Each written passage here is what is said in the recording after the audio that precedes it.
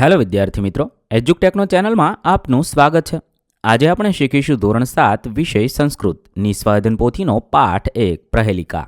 પાઠ 1ના સ્વાધ્યાયન પોથીના તમામ પ્રશ્નોના જવાબની અહીં આપણે સમજ મેળવીશું. આ વિડીયોનો હેતુ વિદ્યાર્થીઓ માત્ર સરળતાથી સમજીને લખી શકે તે માટેનો છે. તેથી વિદ્યાર્થી મિત્રો, દરેક પ્રશ્નોના જવાબ વિડીયોમાંથી જોઈને લખવાને બદલે તમારા વિચારો મુજબ જવાબ લખવા પણ જરૂરી છે. તો ચાલો શીખીએ પાઠ 1 પ્રહેલિકા.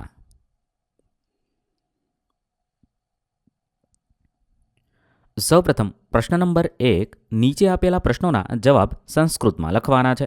સવાલ નંબર 1, કાતરઃ યુદ્ધે કિમ કરોતિ? જવાબ થશે કાતરઃ યુદ્ધે પલાયનમ કરોતિ. સવાલ નંબર 2, ત્રિનેત્રધારી કહ અસ્તિ? ત્રિનેત્રધારી શિવઃ અસ્તિ. સવાલ નંબર 3, કહ કરિણામ કુલમ હંતિ? જવાબ થશે મહેન્દ્રઃ એટલે કે સિંહ કરિણામ કુલમ હંતિ. સવાલ નંબર 4, કહ શીલાભક્ષી અસ્તિ? જવાબ થશે પાદરક્ષઃ શીલાભક્ષી અસ્તિ. 5, કસ્તુરી કસ્માત જાયતે? જવાબ થશે કસ્તુરી મૃગાત જાયતે. 6, કહ જાતમાત્રા વિનિશ્યતિ? જવાબ થશે ચોટિકા જાતમાત્રા વિનિશ્યતિ. ત્યારબાદ પ્રશ્ન નંબર 2 આપેલો છે. નીચે આપેલા સંસ્કૃત શબ્દોમાંથી જુદો પડતો સંસ્કૃત શબ્દ શોધીને તેના પર ચોરસ કરવાનું છે. ઉદાહરણ આપેલું છે. અહીંયા 4 શબ્દ છે. અલગ પડતો વિક્રેતા છે. આવી રીતે આપણે 4માંથી જે અલગ પડતો શબ્દ છે તેના ફરતે ચોરસ કરીશું. 1, અહીંયા 4 શબ્દ આપેલા છે, તેમાં સેવમ અલગ પડતો છે. 2, આપેલા શબ્દોમાં જપમાલા તે અલગ પડતો શબ્દ છે. 3, આપેલા શબ્દોમાં કદલીફલમ તે અલગ પડતો શબ્દ છે. 4, આપેલા શબ્દોમાં ઇક્ષુહુ અલગ પડતો છે. 5, કાર્યાલય અલગ પડતો શબ્દ છે. આ રીતે આપણે અલગ પડતા શબ્દ શોધીશું, તેના ફરતે ચોરસ કરીશું. ત્યારબાદ પ્રશ્ન નંબર 3, નિમ્નલિખિત લખેલા વાક્યોનું સંસ્કૃતમાં અનુવાદ કરવાનું છે. 1, રાજેશ ગાંધીનગર જાય છે. સંસ્કૃત થશે રાજેશઃ ગાંધીનગરમ ગચ્છતિ. 2, હું અભ્યાસ કરું છું. આપેલા વાક્યનું સંસ્કૃત થશે અહમ પઠામી. 3, જયનીલ પત્ર લખે છે. સંસ્કૃત થશે જયનીલઃ પત્રમ લિખતિ. 4, જાહ્નવી ગીત ગાય છે. તેનું સંસ્કૃત થશે જાહ્નવી ગીતમ ગાયતી. 5, હું મંદિરમાં જાઉં છું. તેનું સંસ્કૃત થશે અહમ મંદિરમ ગચ્છામી. 6, રૂપલ નૃત્યશાળામાં જાય છે. તેનું સંસ્કૃત થશે રૂપલઃ નૃત્ય વિદ્યાલયે ગચ્છતિ. 7, માન્યતા દડો રમે છે. સંસ્કૃત થશે માન્યતા કંદુકમ ક્રીડંતી. ત્યારબાદ પ્રશ્ન નંબર 4, નીચે આપેલા ગુજરાતી શબ્દોનું સંસ્કૃત કરવાનું છે. અહીં કેટલાક શબ્દ આપેલા છે, તેનું આપણે સંસ્કૃત કરીશું. 1, બળદ, તેનું સંસ્કૃત વૃષભઃ. 2, ચાવી તો કુંચિકા. 3, ટેબલ તો ઉત્પીઠિકા. 4, લસણ તો લશુનઃ. 5, ડોલ તો ડોલમ અથવા દ્રોણી. 6, ઇસ્ત્રી તો સમીકર. 7, દડો તો કંદુકમ. 8, ફાઇલ તો સંચિકા. 9, મોબાઈલ તો ભ્રમણભાષઃ. 10, પંખો તો વ્યજનમ થશે. આ રીતે આપણે આપેલા ગુજરાતી શબ્દોનું સંસ્કૃત લખીશું. ત્યારબાદ પ્રશ્ન નંબર 5, પાઠ્યપુસ્તકના આધારે યોગ્ય વર્ણ જોડીને નવો શબ્દ બનાવવાનો છે. ઉદાહરણ આપેલું છે વૃગ્રસી, તેનો છે વૃક્ષ અગ્રવાસી. આવી રીતે આપણે શબ્દને આધારે નવો શબ્દ બનાવીશું. પ પા ન તેના આધારે લખી શકાય સમુત્પન્ના.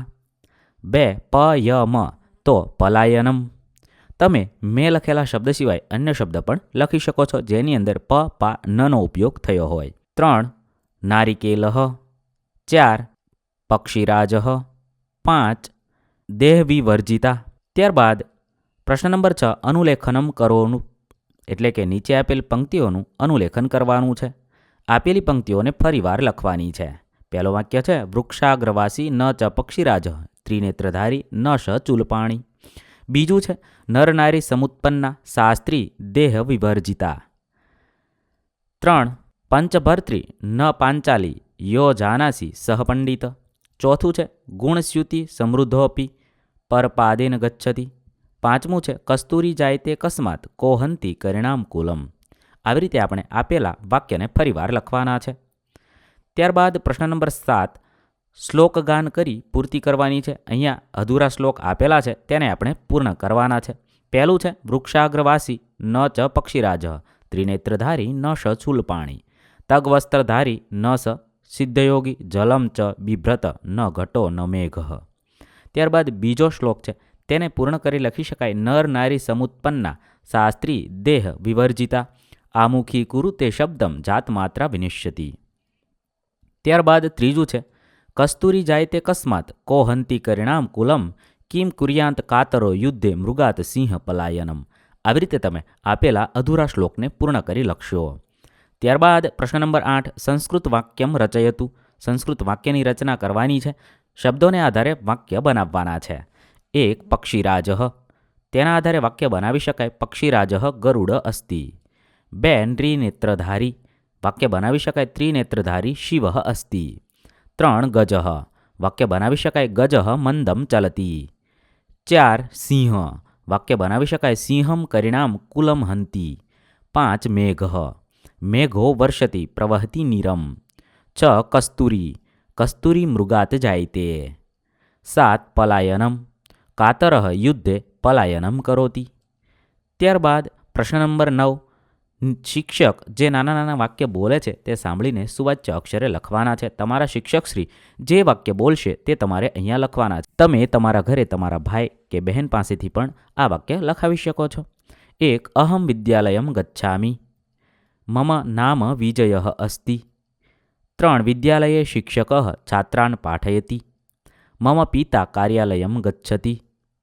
અહમ ક્ષેત્રે ક્રીડામિ. મેં અહીંયા જે વાક્ય લખ્યા છે તે જ વાક્ય લખવા જરૂરી નથી. તમે તમને મનગમતા કોઈ પણ વાક્ય અહીંયા સાંભળીને લખી શકો છો. અહીં આપણા પાઠ 1ના પ્રશ્નોના જવાબ પૂર્ણ થશે. વિદ્યાર્થી મિત્રો, સંસ્કૃત વિષયની સ્વાધ્યાયન પોથીના તમામ પ્રશ્નોના જવાબના વિડીયો આપણી ચેનલ પર જલ્દીથી ઉપલબ્ધ થશે, જે તમે ધોરણ 7 સંસ્કૃત સ્વાધ્યાયન પોથી નામના પ્લેલિસ્ટમાંથી મેળવી શકશો. પ્લેલિસ્ટની લિંક વિડીયોના ડિસ્ક્રિપ્શનમાં પણ આપેલી છે. થેન્ક યુ દોસ્તો. એજ્યુકટેકનો ચેનલ તરફથી વિડીયો નિહાળવા બદલ આપનો આભાર. આવા બીજા વિડીયોઝ નિહાળવા માટે અમારી યુટ્યુબ ચેનલ એજ્યુકટેકનો અત્યારે જ સબસ્ક્રાઇબ કરો. આભાર દોસ્તો.